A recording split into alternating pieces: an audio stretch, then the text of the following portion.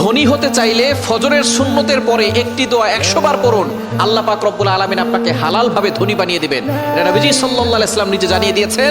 মুসনাদে আহমদের হাদিস, তাবরানী শরীফের হাদিস, নবীজি সাল্লাল্লাহু আলাইহি ওয়াসাল্লাম জানিয়ে দিয়েছেন চমৎকার একটি ছোট্ট দোয়া, ছোট্ট একটি বাক্য। নবীজি সাল্লাল্লাহু আলাইহি ওয়াসাল্লাম বলেছেন এই সময় যদি এই বাক্যটা 100 বার পড়া হয়, আল্লাহ পাক রব্বুল আলামিন তাকে হালাল ভাবে ধনী বানিয়ে দিবেন। দোয়াটি করবেন কখন? ফজরের নামাজের সময়, 2 রাকাত সুন্নতের পরে, ফরজের আগে। মনে রাখবেন, আজানের পরে, একামতের আগে এই সময়টা আমরা অনেকেই মসজিদে গিয়ে চুপচাপ করে বসে থাকি। আপনি এই সময় আল্লাহর কাছে দোয়া করবেন। তো এই সময় দোয়া করলে আল্লাহ তাআলা সেই দোয়াটা কবুল করে নেন। আর দোয়া লা ইউরাদ্দু বাইনাল আযানি ওয়াল ইকামা, তিরমিজি শরীফের হাদিস, আবু দাউদ শরীফের হাদিস। আযান ও ইকামতের মাঝখানে দোয়া করলে সেই দোয়াটা কবুল ফিরিয়ে দেওয়া হয় না, সেই দোয়া কবুল করা হয়।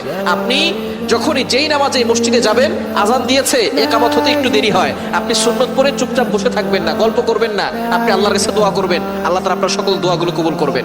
ফজরের সুন্নতের পরে আপনি ফরজের আগে মধ্যবর্তী সময়ে আপনি সুন্নত ঘরেও পড়তে পারেন। আজান দিয়েছে, আপনি একটু আগে উঠবেন, তাহাজ্জুদ নামাজ পড়বেন, অথবা আপনি তাহাজ্জুদ নামাজ পড়ে সুন্নত আজান দেওয়ার সাথে সাথে সুন্নতটা ঘরে পড়বেন। ঘরে পড়ে মসজিদ যদি কাছে হয় তাহলে ঘরে বসে আমল করতে পারবেন, অথবা আপনি চলতে ফিরতে আপনি আমলটা করতে পারবেন। দোয়াটি হচ্ছে লা ইলাহা ইল্লাল্লাহুল মালিকুল হাক্কুল মুবিন। এই দোয়াটা যদি আপনি পড়তে পারেন, আল্লাহ তাআলা আপনার দারিদ্রতা দূর করবেন, অভাব দূর করবেন, রিজিকে আল্লাহ তাআলা প্রশস্ততা দিবেন, এবং আল্লাহ পাক রব্বুল আলামিন হালাল ভাবে আপনাকে সম্পদশালী বানাবেন। লা ইলাহা ইল্লাল্লাহুল মালিকুল হাক্কুল মুবিন।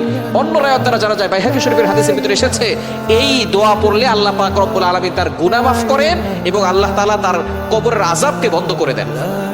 কবর আযাব মাফ হয়ে যাবে। লা ইলাহা ইল্লাল্লাহুল মালিকুল হাক্কুল মুবিন, কবর আযাব বন্ধ হবে। এটা বাইহাকী শরীফের ভিতরে এসেছে। আর এই দোয়ার মাধ্যমে সম্পদ বৃদ্ধি হবে, অভাব দূর হবে। এটা মুসনাদ আহমদের হাদিস এবং তাবরানী শরীফের ভিতরে এসেছে। সুতরাং আপনি আমলটি করতে পারেন ফজরের নামাজের সময়, 2 রাকাত সুন্নতের পরে, ফরজের আগে, মধ্যবর্তী সময়ে 100 বার পড়বেন লা ইলাহা ইল্লাল্লাহুল মালিকুল হাক্কুল মুবিন। 100 বার পরে আল্লাহর কাছে দোয়া করবেন, দেখবেন আল্লাহ তাআলা আপনার সকল চাওয়া পাওয়াগুলো কবুল করবেন, মনের আশাগুলো কবুল করবেন, নেক যত আশা আছে সকল আশাগুলো আল্লাহ তাআলা কবুল করে নেবেন। সুতরাং আল্লাহ তাআলা আমাদের সকলকে এই আমলটি করার তৌফিক দান করেন।